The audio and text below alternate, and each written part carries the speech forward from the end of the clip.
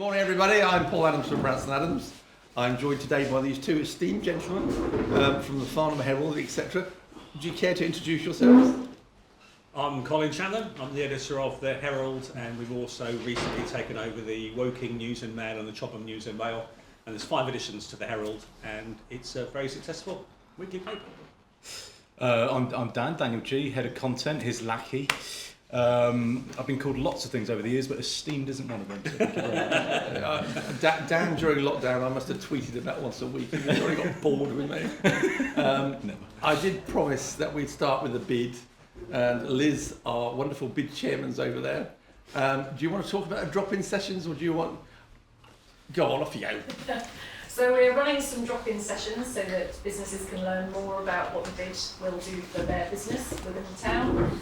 So there's one this evening at the Bush Hotel, 4 till 6, and then next week they're on Wednesday at the Maltings, 12 till 2, and Thursday at the Wineyard, 4 till 6. So come on down if you want to learn some more. And let us know your views as well, which is always good. And Simon's going to edit that and post it to every social media channel going. We're hosted today by New Dawn Pubs, and Mark, who's running away to hide, is hosting. Thank you, Mark. Tom is here from Phyllis Tuckwell, who I'm sure will have some scintillating news at the end. I'm supported by the lovely Tony, who signed you all in this morning. And I've been talking about base rates on various places today.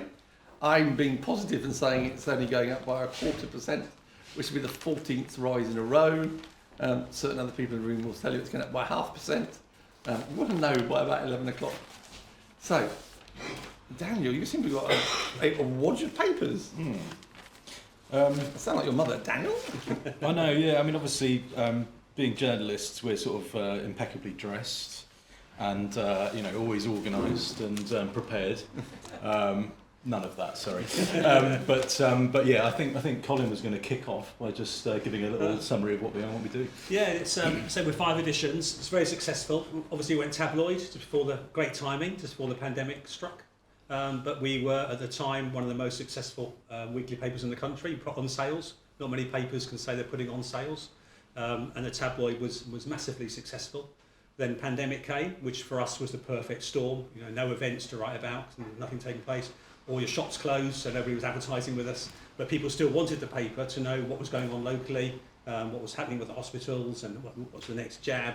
So we still sold quite a few papers, but there was very little advertising going into it. So we've come out the other side. We're still one of the most successful papers, where our sales have remained very stable for the past 8 months, and there's very few weekly papers in the country that can say that the sales have stayed so stable. Which is very successful. We've just taken over, as I said, Woking and Chobham, and the last 6 weeks the sales of those have also increased. So we're doing pretty well.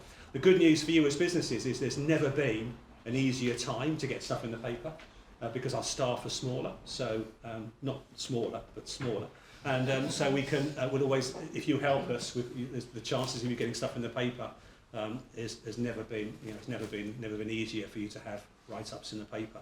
But I would ask for you to help us out. Journalists are right thickos. My first editorship was in Chichester, and I replaced a chap called Keith, who went on The Chase, the programme with old Bradley and stuff. And he had the distinction of being the first person ever to go on The Chase and get every question wrong. He did his minute. And they obviously throw you a really easy question to ease you into the questions, and he got it wrong.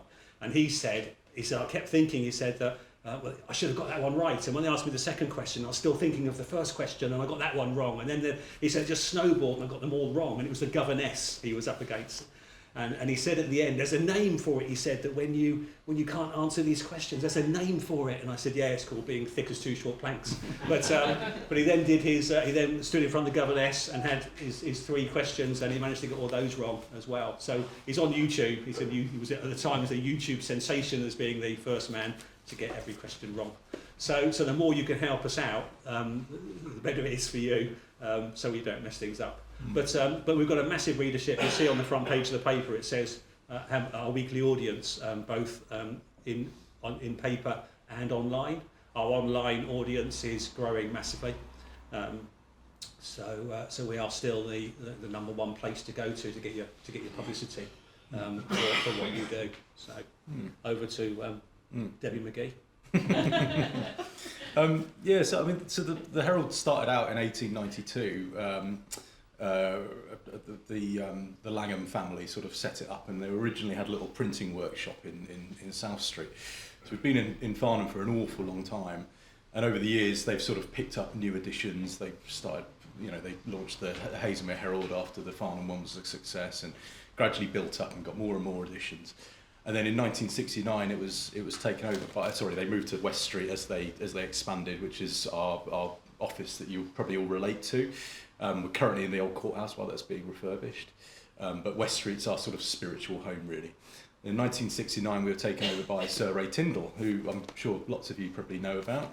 Sir Ray sadly left us last year. Time's escaped me a bit. It was over a year ago now. Yeah. But we're still very much owned by the Tyndall family. We're an independent family-run newspaper, and very, very proud of that. We never tried to get too above our station. Our mantra is still, as Sir Ray's was, hyper-local. It's all about local people, local faces, local businesses. That's what we do. We're very, very good at being sort of quite limited in our scope, focusing on our local communities and really trying to serve and campaign and advocate for those communities as much as we can. Obviously, there's been quite a few technical technical changes over the years. The Herald started out as a broadsheet. I mean, it was actually a lot bigger than that. Yes, so that's 1980. So that's the Great Storm edition in 87. But it used to be even bigger than that. It was ginormous. In the last few years, after I think it was almost one of Colin's first things that he did when he came in 2018, was we went to tabloid. So that's our current format now, which is just a much more easily readable format, and we're really proud that we put out a bigger paper with more local news in than pretty much any newspaper certainly in this region, I would argue across the country as well. In 2020, we won the Society of Editors Newspaper of the Year award, which was a huge pat on the back and something we're extremely proud of. They called us the paper that roars, which was quite nice. There you go. Yeah. That's one of the first things I did when I came was ask readers, what do you want from your paper? And I had a massive response, hundreds and hundreds of replies, I've never had a response like that from anywhere I've been. And 99% of people said they wanted a tabloid paper, they wanted it smaller. They found the broadsheet format just too hard to read. So Sir Ray famously said, tabloid Herald over my dead body, is what he said. So we did a dummy paper of what we designed one up, and we got like the look of it, had it printed, and they took it around to show him. And he was very grumpy about it, first of all, but said, if that's what the readers want. So we did, we went ahead with it. And of course it was massively successful. The revenues went up, sales went up, it was fantastic. And I got invited to a cup of tea and a slice of cake with Sir Ray and Lady Tyndall. Sat there with a bone china cup and saucer with my slice of cake, and Sir Ray did say to me, well, he said, it was a very good decision of mine, a good idea of mine for us to go tabloid. I did say to him, if it had been a disaster, I expect it would be my fault, not yours, and he just smiled at that. So. And we've traditionally kept quite loyal to our print edition, because we're still proud of the print edition and our sort of loyal readership, and our circulation's held up an awful lot better than most other papers around the country. But we recognise that obviously people want to consume their news in a different way now. So digital has been a massive focus for us in the last few years. We launched a new website a couple of years ago, and we're really pushing that constantly to see, how we can get more news out there in a format that people want to consume it. So our current drive is for video. And that includes, videos of local events and scene setters and interviews and things like that. And we're putting together sort of new packages and finding new ways of doing that all the time. We're dabbling with sort of Instagram and Facebook Reels and things like that, because the Facebook are waging a real war on news at the moment. So they're not sharing newspapers' links. They want video, because they're obviously trying to take market share off TikTok. So little videos are really, really popular, and that's a good way of driving traffic to our website that we're sort of expanding on at the moment. So constantly looking for new ways to expand exactly, how we share news with people and give it to people in a format that they want. But our core principles have always stayed the same. It's all about local people, local faces, local businesses, telling those local stories that nobody else will tell, and really focusing on the things that we do really well that other people just don't. So that's our priority. Fantastic. So we know all about the paper. So what about the pair of you? Where did you? I mean, I take it you sort of didn't grow up together. You got different backstories. So one at a time. Tell us where you started and what brings you to the Farnham Herald. Well, I grew up in a council house. When I grew up and I went to college, well, I got a job at the News in Portsmouth, and I went to block release, and I was up.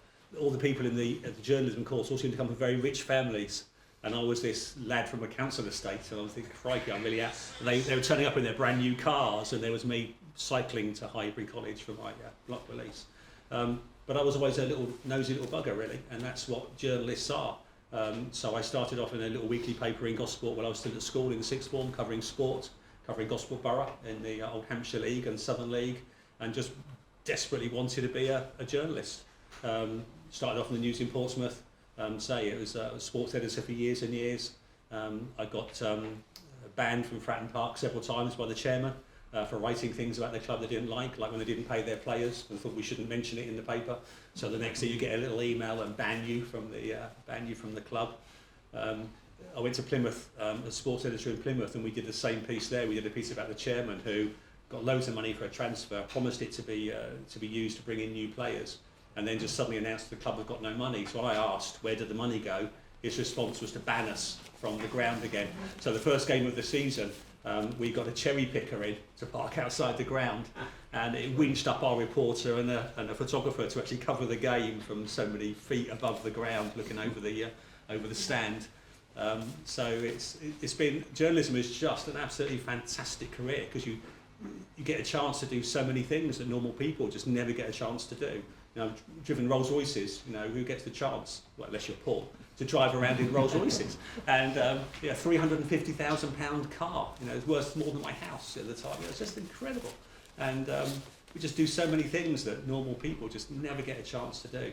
So always wanted to edit papers. Started off in Chichester, edited some dailies in Essex, edited a motoring magazine for a while, which means you get go around the world in business class on the aeroplane and drive new cars, drive Porsches and Ferraris, which was good fun for a year, but missed local papers, and say been there for 5 years. And this is just a fantastic local paper. It's such a vibrant area. Farnham has got so much going for it. That's why I'm pleased to be part of the bid, because I think there's so much more we can do as a town as well. So it's fantastic, really, really good. So I mean, I come from Devon originally. Whereabouts? South Devon, sort of a little village called South Brent, sort of exactly halfway between Plymouth and Exeter. My father was born in Exeter, and I've got relations in Plymouth, so I know exactly where really? you are. I know exactly where you are. I wanted to be a journalist going through school. It was that kind of playground job for me, really. Loved writing, loved English, my favourite subjects, did media studies at A-levels, and that's that, and then what I went on to do at university down in Sussex. I met my future wife down there, who happened to live in Farnham, so came up here to stay with her while we were figuring out what to do, and saw the paper was advertising. I take it she's your current wife. She is my current wife. She is my current wife, yeah. So I first started out in Haslemere. I was sent over to the Haslemere Herald for a couple of years to cut my teeth, and really enjoyed that. But obviously living in Farnham, I was quite keen to get over here, and so when a job came up for a sort of a more senior position at Farnham, I came over here in 2011. So I've been here 15 years now at the Herald, and gradually sort of moved on to doing sort of bigger things as I've been going along. But I think the thing for me is local journalism is completely different to national journalism, because you have that attachment to your area and your patch and your community, and you get to know people, and you feel a sort of a sense of duty, really, to serve that area and those people. So I've really felt that throughout the years, and you just don't have that in national papers. The national papers are always, they're always searching for the big story and trying to outdo their rivals and all the rest of it. It's just not the same for us at all. We really have that attachment and, as I say, the duty to our community, and I really enjoy that. That's the part of the job I love the most, I think. So Yeah, it's interesting, because I normally see Dan wearing something other than what you would describe as normal clothes. Yeah, the Santa Claus piece, the white rabbit, and anything else that's going on. So what are your, I mean, I'll ask you both, what are your favourite events in and around Farnham? They're all good, isn't it? Yeah, well, there's so many in there because the town, there's just always so much going on. And wherever else I've been, there's never been such a vibrant town, so many events taken. I mean, the town council just fights so much above it, punches above its weight so much with all the events it puts on. When I was down for we talked before about the soapbox, when the soapbox was here, you couldn't move in town, it was absolutely heaving. Carnival Day is just, when we were in West Street, it was great because we could sit above everything and just look out the window and see everything passing. And didn't have to mix all the hoi polloi down below, It was, there was so many really good events, and the markets that happen in town, and people in the area, they all flock to these events. They all support them so well. It's really difficult just to point the finger and just say, just one thing is. When I go to Farnham Town matches and you see 600-700 people at Farnham, Farnham Town, combined counties, all those people at the ground, and the atmosphere in that tiny little ground in an evening game is just brilliant. If no one's been, you ought to go. It's just brilliant down there in the evening. Yeah, they got a great strategy. Yeah, they were actually here last month talking about it. Yeah, it's there's so much. There's so much. It's hard to point your finger at just one thing. I mean, he's more involved in all the events because he's behind the trestle tables dishing out booze and things because that's. Well, I'm a member of Farnham Round Table, so I should really say fireworks and bike ride. We're looking for a sponsor for fireworks, by the way, so if anyone wants to give me £3,000, you can get your name plastered all over our banners. But anyway, but no, I mean, I as Colin says, the community events are amazing, and I think Farnham really excels itself on those. For a town of Farnham's size to put on as much as it does, and in as professional a way as it does, and for the community to buy into them so much is just extraordinary. I mean, Carnival's always great, to see all the different groups come out and support that is absolutely superb. I mean, as a news reporter, I love things like, I'm a bit of a sad git really. I love council meetings. I just, because they're dull if you sort of, you don't really appreciate the context and who the people are and everything. But there's always so much going on behind the scenes at councils, and those are our elected representatives, so they answer to us, and it's our job to sort of hold them to account really. So I love really getting into the nitty gritty of council meetings and finding out what's going on and what should be going on, etc. But elections are the great excitement really. I love elections, an overnight election count, the big general election count when you've got all the key players there, and Jeremy Hunt's there with Sky News poking a camera in his face, and being at the heart of that and seeing democracy happen in such a vibrant way is a real excitement for me. I know pretty much in Farnham the Conservatives are going to win. Next time round maybe a little bit interesting. But it's quite good as a paper to make a difference. Because when I came here, I think that the monitors showed that the town centre was one of the most polluted town centres in the country. So I remember asking a councillor, when are you going to do something about it? And they said, by October, this was a few years ago now, you'll see something happening. And that October came and went and nothing happened. So I said to the councillor at the time, what's happened? It's been delayed till next year. And that's all we keep hearing was things were delayed. So that's when we did our front page of a picture of exhaust fumes coming out the back of a car. And the headline on the front page was just, "You're full of hot air." And we had to go at Waverley, Surrey and the town council for not getting their ducks in a row and actually doing something. Which was, and on the back of that, they had the Jeremy Hunt called the Summit at the old courthouse. Summit. Yeah, and everybody came together, all the great and the good. And the back of that was the Farnham infrastructure programme. But we're very close to doing another piece just to say, what the heck have you done? Because they spent so much money on consultants for the infrastructure programme. For what? For a car to go through the town centre soon and take even longer to get through the town than it did before the infrastructure programme was going to be implemented. And what a wasted opportunity. Spent all that money and done absolutely nothing. So we're quite close to doing another piece to say, what the heck are you doing? And that's what the role of the paper is just to hold these people to account. Because if we don't do it, who will? And so we've got to be on top of that and just keep asking questions on our readers' behalf and on behalf of the community, just to say, what is going on? Why aren't you doing things properly? See, I like that. And Dare we talk about new developments in the town? Oh, we're a big supporter of Brightwells.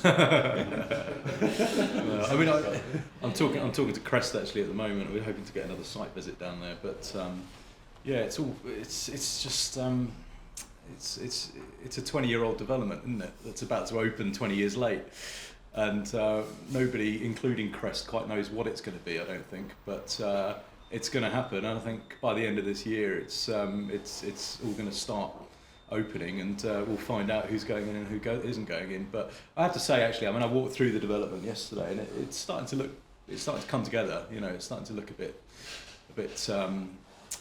It all kind of makes sense a bit more now that they're kind of putting the finishing touches to the last few buildings, and the green walls look very green, and hopefully it'll stay that way. But I mean, who knows? You know, I mean, it's the great unknown, isn't it? But it's a big secret. We've met them several times. We've had a couple of site visits, and we said to them, work with us. When you've got a new business coming in, tell us, and we'll plaster it over the front page, and let's build up a bit of excitement about it and tell people what's going on, and they'll say to our faces, yeah, good idea, and then there's this blanket of silence, and they won't want to work with us. And so we're not just here to be mischievous and have a pop at businesses and the town, and we're there to support people as well. And we've been really supportive of lots of businesses in the town, and we wanted to be supportive of Brightwells because it's a massive development right on the edge of the town. And all we keep hearing is that they're approaching businesses in the in part of the old town, if you like, to try to move into the new town. Well, that's not going to help Farnham if they were just going to move everybody out from the old part to the new part. We've got to do it together as a proper, have a joined up thinking. And we keep saying to them, look, work with us and let's get some excitement going for Brightwells. And we just met with silence. That's the worst thing you can do with a journalist, is just not talk to them and just say, no, you don't matter, we're not going to talk to you, we're going to do things in secret. Because as soon as you start using the word secret, our nose starts twitching and we start digging around. But we've offered, we've asked, we said we'd help, and we've just met with nothing. So that's so disappointing that really we're all in the same boat. We've all got to start talking up Farnham and getting people to come into the town to have a vibrant town centre. And we're ready to play a role in that, but we need people to help us play that role. It's interesting because I like cinema, so I've spoken to Reels on several occasions, and every time you ask them when are you opening the cinema in Farnham, it's sort of next quarter. Yeah, it's a couple of months later than the last time I spoke to them. Yeah. Well, it was sort of the last time I spoke to them, it was autumn this year. Yeah. I think we'd be lucky to have it by Christmas. But well, I spoke to Heaven's Kitchen a couple of weeks ago because they are opening in the development, and they told me that Crest are pushing for them to open in December. But they don't want to because it would mean relocating over Christmas, which isn't good for a restaurant. So they're going for January, February. But it does seem like Crest are pushing occupiers to move in December. Well, that's good news, I suppose. Let's say a bit different, because we've been talking about a town, and we mentioned the soapbox race. And the bids, so we're all lucky to get footfall into Farnham. Anybody got any questions over events in Farnham or anything they'd like to see in Farnham? Or we're going to get a wall of silence. I've got a general question, if that's all right. Do you think, I don't know if it was Michael Gove who said that we're all fed up of experts, whenever that was. I think I'm ready for more experts, and do you think that in a world of sort of non-stop social media, Facebook, fake news, or people's just vested interest, do you think there's more of a place now than ever for the actual experts, the journalists and the local newspapers and newspapers generally, to tell you what's actually going on in the real world without anything other than, we hope, journalistic integrity? Well, it frightens me when I see that these newspapers are going to use AI to fill their columns, because AI has got, I'm sure it's got benefits, but it doesn't check facts. And so to fill up columns of... The great thing we've got as a brand is people believe what's in our paper. And the national papers are so different to us. I've never in any of my papers put a story in one of our papers that I know is not true. We might make an error, and if we make an error, we'll certainly apologise if we do, but we've never put a story in that we know is untrue just to get readers or just to sell papers. That's just, if we lose the local community as a paper, we've lost our paper. So it matters so much. But you're all youngsters here. There's a few of us oldies who can remember life before the internet. And but when the internet came in, having a photograph on this screen and was, wow, hey, look at this. But now you can just push a couple of buttons and it can have 100 pictures of yourself all over these different sites, and it means nothing. And having a photograph in the paper means something again. So it's almost gone around in a whole circle. And I think there's a huge demand for proper news. You're absolutely right. I'm sure that papers will have a resurgence if the papers will still be around, if we can get over this lump at the moment and get more people buying papers. Sorry. Yeah, no, go on. I'm kind of waiting for the world to wake up to the sort of the AI thing, and I mean, you look at we live in a sort of post-truth Trumpian world, don't we now? And social media has been a massive source of that misinformation campaign, and I was reading this week about how certain political agents are paying companies hundreds of thousands of pounds every single week to set up social media profiles. And there are programs where you can set up 30,000 bogus social media profiles in one go, literally in 5 minutes. You set up 30,000 of them. And they then go in and they latch on to people who have quite extreme views. We've seen it in the last few weeks about the ULEZ thing, and they just retweet and retweet and retweet and just amplify those extreme views until they become the norm, part of the course. And I'm waiting for people to wake up to see that's what's happening, and that's what's swaying, the social media profiles that they might see popping up on their news feeds, and actually come to appreciate the value of proper, researched, responsible journalism. And of course, there's a lot of badly researched, irresponsible journalism out there, but there are lots of good ones as well. And I'm waiting for people to wake up to that and start actually valuing those good news outlets and really putting their attention on those a bit more than social media. I like the way that you were saying that about following up with the local politicians, for example, about promises about things like the clean air and so on. Because when I lived here in the 80s, and it's like there was a massive uproar about this being the dirtiest town in the country there, and it's like 30 years later, it's not really changed. It might be slightly less. So it's nice to know that you guys are holding these people to account by reminding them of the things they've said and stating publicly, because then that helps us keep a check on what the real state of play is as well. And We've had leaders of councils telling us that they get the paper each week with a bit of trepidation, just to see what we're going to come out with next. Yeah, I think that's quite healthy. That's perfect, isn't it? That's how it should be. Yeah. Because what truth are they coming out with now? That's what they need to be held accountable, and that's what doesn't happen with central government. So if you can hold local government to account, then I think that's worth a lot. I also like the idea of Trumpian being used instead of dystopian. It's like the modern word, isn't it? That's what happens when you talk to journalists. Post-truth. But as papers, we're still highly relevant in the community. We had a coffee shop in Alton who asked us. We do offers. We'll help businesses with a footfall with offers. And one of our most popular offers that we do is a free cup of coffee. So we do a voucher in the paper, which means people have got via paper. So if it's online, you might get swamped with people. Whereas cutting a voucher out makes numbers manageable. We had a coffee shop in Alton that said we've got a new coffee shop. We'd like to drive footfall. Because going into a coffee shop is a bit like going to a petrol station. When you find one you like, you just keep going back. And they said, look, what can we do? So we offered them a free coffee, cut a voucher out, go in, get a free coffee.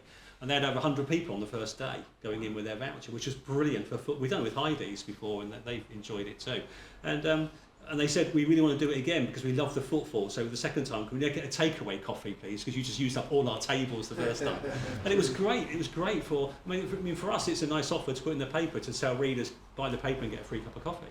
But for the businesses, it cost them nothing to do it. And it was really helping make their mark in their own communities. So we're there to help, and we do get the competitions we do. The Heaven's Kitchen competition to win a meal for two was mad. We've got a pile of events. We still do mail entries. We still want people to buy the paper and enter buy the paper, and we've got like a pile of entries this deep of people who've entered the competition. Massively successful.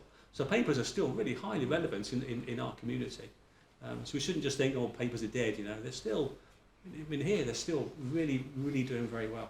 Yeah, I think you can take 20 books on holiday with you with a Kindle, haven't they? But when you sit at home and you don't have the luggage space problem, you want something tactile to read.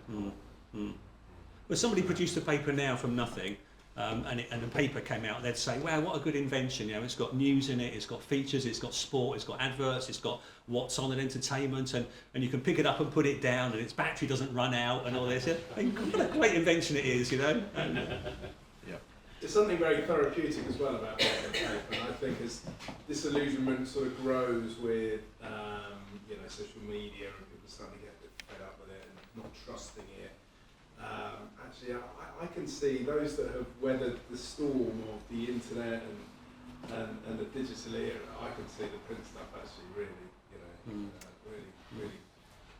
growing in the future. I really hope it does. I hope so. We've had to adapt because people's attention span is less now than it was years Sure. ago. So our stories, you'll see, are shorter now than they were back in the old broadsheet days. Yeah. And visually, we need to make the pages more visually attractive, have a nice picture on most pages that catches the eye. And they reckon that most papers are now bought by women, and they're bought in supermarkets because there's very, very few newsagents now. They're more and more closing. And they reckon the woman looks at the front page and decides in 3 seconds if they're going to buy the paper or not. So we've slaved away for a week in getting the paper out, and they've decided in 3 seconds if they're going to buy it or not.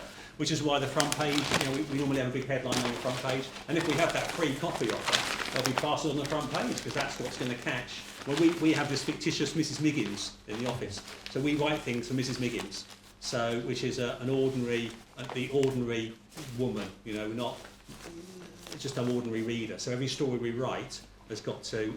Mrs. Miggins has got to understand it, so it's no good putting all these technical terms in because Mrs. Miggins won't get it.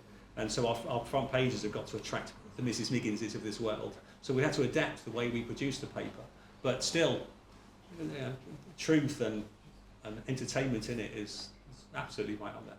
So Mrs. Miggins lives in Farnham, does she? Oh, she's got a lot to answer for. Absolute troublemaker.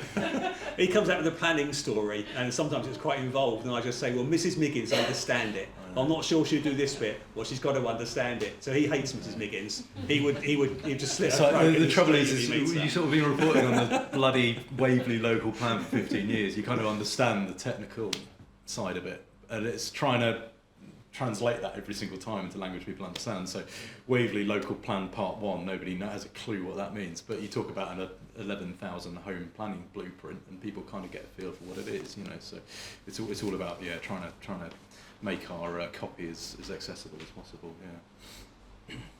Have you got big archives? So is there papers? You've got everything going back right to the beginning? Now you've really asked him the right question there.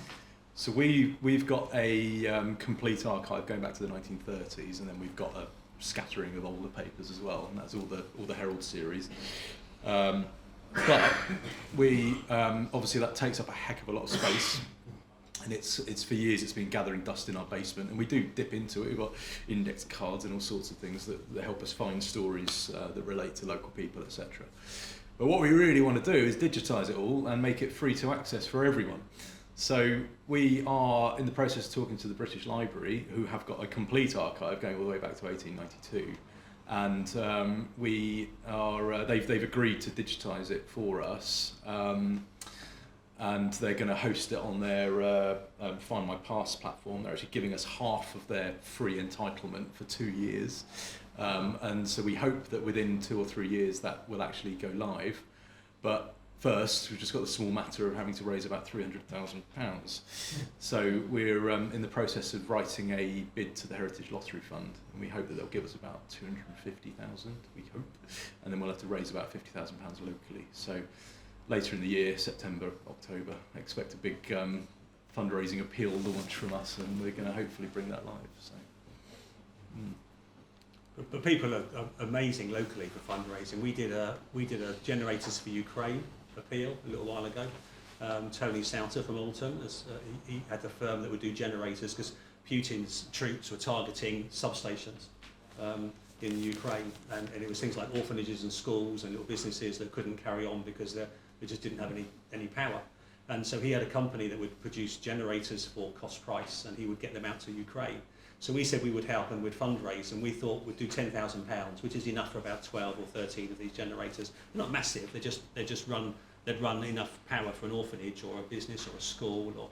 And we thought £10,000 with the cost of living crisis. We thought that will probably take 2 or 3 weeks, probably even longer, for us to raise £10,000. Well, we put it in the paper on a Thursday, and by Friday we'd raised £10,000. It was absolutely incredible. And Tony said, he saw the Just Giving thing, he said the minute the paper came out, Just Giving just lit up with people putting, and some people just putting £5 in, someone putting £1 in, because we just said at the time, anything you can give would be fantastic, even if it was £1. And so the second week we did a front page to say, have we got the best readers ever, because it was just so fantastic. And we said we'd try to raise some more, but we thought, look, there is a cost of living crisis. People aren't going to. We thought we'd go to £14,000, and to see if we can get to 14. We thought that would take a bit longer as well. Paper came out on the following Thursday. By the following Saturday, we'd hit £14,000. It was still growing. So our readers are just so generous, and because it's in the online, the campaign did absolutely rubbish. But in the paper, because I think people really believe what's in print, and they support the paper and what it's trying to do. The generosity of our readers and the reaction of readers was just fantastic. To raise that much money in a fortnight was just brilliant. And we've now got a certificate in the office from the people of Ukraine thanking us for fundraising, and that's that's all thanks to the readers. They did a fantastic job. Interestingly, we've got Tom here from Phyllis Tugwell. It probably leads into it very slowly. Some of you know, some of you don't. My wife died in Phyllis Tugwell in 1997, so I tend to support the hospice quite well. And we are planning a walk at the end of September, which is quite interesting because I'm not walking into the street at the moment, and it's about 14 miles, so I need to get training. So, I mean, you obviously see lots of things with the hospice, and I know you're quite supportive. Have you spoken to Tom and people about the huge amount of money we need to raise for the new hospice? Yeah, we've been doing quite a bit on the new hospice, and I came up to the hospice, spoke to Tony Carpenter a few months ago, and had a good chat with him, and then I put in some information about how much money they needed to raise, which he didn't want me to, but it's all right. We smoothed it over. We're all good now. But it's really, really exciting. And I mean, the hospice is such an incredible thing, and it's great news that it's going to stay in Farnham as well, because I know there was a discussion there. So to have such a fantastic institution as the hospice right on our doorstep is a great thing. So yeah, really, really, really keen to support. I mean, I challenge you to find a week when the hospice isn't mentioned somewhere in the Herald. So. That's very true, to be fair. Well, being as we've got the hospice, Tom, come and tell us what's going on. This seems like a good juncture. Yeah. And then you can write about it. Yeah. Well, I don't think I can tell you anything you don't already know. The Colin and Herald are very regular communication. I think you get Jen's press releases constantly and everything. Yeah. So we work together often and a lot. And I can also attest to how supportive the community of Farnham is as well. Obviously, we're very local. We've been around for 40 years. We go further out than just Farnham, but with the support of the community around here as well. It's only with that support that we've been able to carry on doing what we do for the past 40 years. In terms of what we've got going on at the moment, we are headlong into moving out of the hospice at the moment, which is really, really exciting. All the administrative, I'm trying to say that word, all the administrative teams have all moved out, and we're now at sort of Headway House, just at the bottom of the road. I love working in central Farnham, it's really nice. I can walk into town and get my lunch, it's great. And we've got a lot of the administrative nursing now that come out, and the counselling services. So we're even going to start counselling services from Headway House, I think, within a week or so, which will be fantastic. Then the last thing, we're still in the process of expanding the Beacon Centre, which is where we're going to take over a lot of our day hospice and a lot of our night nursing, and our care at home is going to go out there a lot. With stuff we've always done there, we're just expanding that service.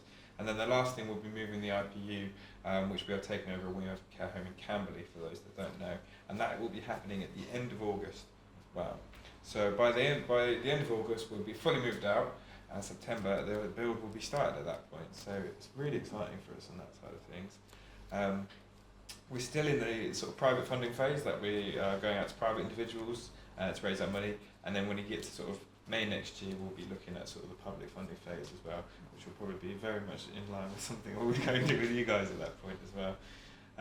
But yeah, so that's all the build that we've got going at the moment. In terms of fundraising of what we're up to, we've got a car show on Sunday, which will be fantastic, and I really wish I could be like, everyone please come down. You've sold all the tickets, fully sold out, which is fantastic. But it's going to be a really exciting event, and I can't wait to experience it, and I hope if we can get it into a regular thing, I can tell you guys all about it. because we've got not only the Robert Lewis collection, which is a fantastic collection, but 1,000 other cars coming down, which is slightly terrifying on parking duty. But luckily I'm not doing that. I'm just doing tickets. It'll be great. So that's really exciting. And then obviously August itself is a bit quiet in terms of what I do in terms of corporate fundraising things. But what would be really nice if there's anyone that wants to have a chat in this sort of period of time about how different ways that we possibly can work together. One-to-ones are always fantastic to do, so please feel free to chat to me. I would love to chat to anyone and see how we can do it. And then we've got Paul's Walk coming up as well. Yes, we need to talk about Paul's Walk, because Paul needs to walk. Details could be 29th of September looks like the day, and we're probably going from the Beacon Centre to what increasingly looks like a building site. And then you promised us coffee at Headway, but we'll see where we get to. It's early stages. We can drive you from there. Are you going to pick us up? We might hold 10-minute walk. We'll drive you. We might hold you to that. I'll do it in my car. I'll just lift several lifts back and forth. Oh, given the state of my calf muscles and rib, I might just about make it to Guildford Station at the moment, but we'll see how it goes. Have you got any questions? Because obviously you deal with him quite a lot. Yeah, I mean, I'm going to say that if you're organising a walk and then you catch a lift and we catch you cheating, it's going to be all over the front page. I think on the front page last time they stopped in every single pub along the way as well. Well, suppose we do like a spread on page 3 and then Paul on page 30 or something to show how far behind he is. I'll be on the following week's paper. In fact, what nobody knows about the last time we did it 5 years ago was we stopped at a Good Intent pub, and there was one guy there who sat in the corner, and he made quite a sizable donation, and he said, "You don't know who I am." And I said, "It's better than that. I can even tell you where you live, Mr. Roger Taylor." At which point he goes, "Okay." Any questions for these two gentlemen before we wrap it up? Guys, what's been your most memorable story or edition of the paper for whatever reason? Say Christmas. We broke the news that Jeremy Hunt was standing for the leadership of the Conservative Party, which was quite a big one. That all the big papers went mad on that, and we got. Were they all the Nationals chasing you then? Oh yeah, Laura Kunsberg and all of them were after us, finding out where we'd heard it and what we'd heard and all the rest of it. And I mean that was mega. Where did you hear it? Well, it was actually one of our junior reporters who was because. Jeremy was. I mean, we knew it was in the build-up to the leadership, and we were waiting for people to nominate themselves and stuff. So we were kind of our ears were pricked already.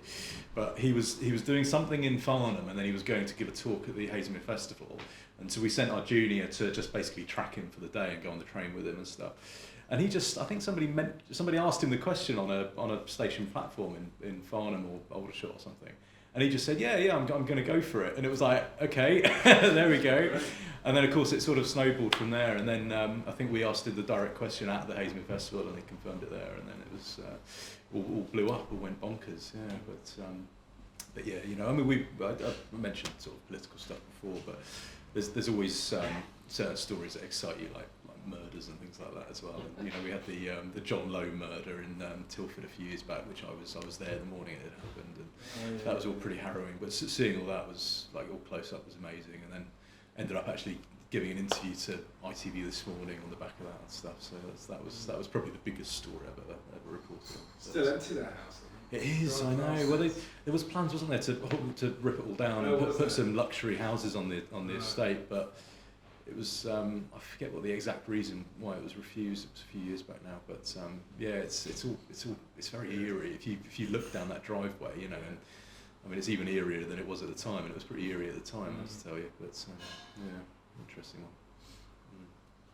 Yeah, but I mean, I have to say, Mark, as well, that it's been a real pleasure to report on New Dawn and Red Mist before that over the years as well, and it's fantastic to have such a great, thriving local pub co on our doorstep. And you've been a huge support of us over the years as well. And talk about competitions, and I mean the New Dawn ones always blow up. So yeah, really grateful for those. Always here. And you very recently helped me with my wife's cafe. Yeah, oh absolutely, yeah, it's fantastic. Yeah, I hope it's going well. Yeah, she's doing great. Brilliant. Any big stories? Not so much in Farnham. I mean, it's I was at the news in Portsmouth in the days when we were selling 120,000 copies a night, when evening papers were really big things, and I got called into the office at the news centre when it was the night that Portsmouth-based warship was bombed in the Falklands War, which obviously was massive for the city and for the area. And the buzz of the newsroom, typewriters, if anybody remembers typewriters, clacking away in the newsroom that night. That was as close to being in a real hectic journalist environment, with everybody smoking in the cigar smoke or whatever. The newsroom was an evening I'll never forget. I remember there was a story when I was working in Gosport that we'd heard a whisper that a Gosport family had died in a holiday complex in Spain. Again, pre-internet, so I couldn't just log on and find out what it's all about. So I found out what the area, what the complex was, and I rang. I spoke no Spanish; they spoke very little English. But between us, we managed to find out that it wasn't just one family who died. There were 3 families who died of carbon monoxide poisoning, and they were trying to keep it quiet. So we helped by putting it all over page 1 and page 3 of the news at the time. Really heart-wrenching stories of these families dying, which they were trying to keep quiet, and we exposed, which just at the time was just a massive story.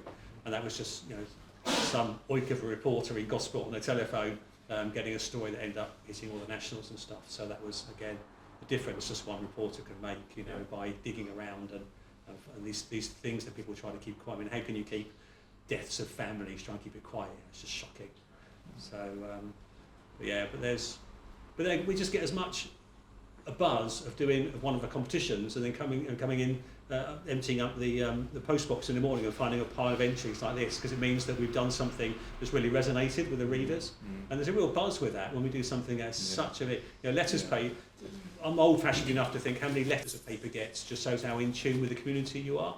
And there's weekly papers in the country that get hardly any letters, and we do 2-3 pages a week, and they're jammed in, and sometimes we have to additionise between Hampshire and Surrey to get all the letters in, which is just, and that gives you a real buzz when you get that kind of level of feedback. Our mantra's always been that no story is too small for a local paper, and it is actually those little stories that often do the best, and like just things like postmen retiring after 40 years, they absolutely go mental. And I mean, one of my favourite ones was, remember there was a guy in Farnham a few years back who was rather unkindly nicknamed Mad Eric. He used to hold up traffic and yell at people in the street and stuff. I remember when he died, talking to his family about him and his life and why he was how he was, and that was just really fascinating, getting to the bottom of a character, and that everybody knew in the town, and I mean, again, that was a really good response to that one as well. So Well, I didn't even say the town loved him. Yeah, he got free coffee, or he was part of the culture in Farnham. He absolutely was.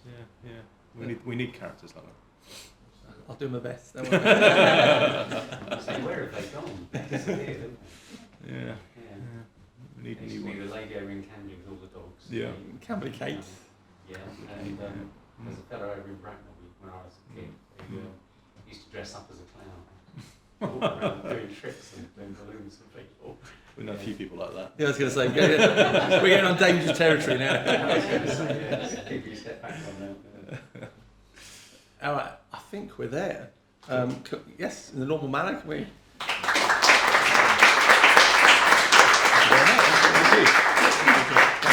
Thank you very much. Thank you, Tom. It's just disappointing the rest of you didn't get the dress code memo that we all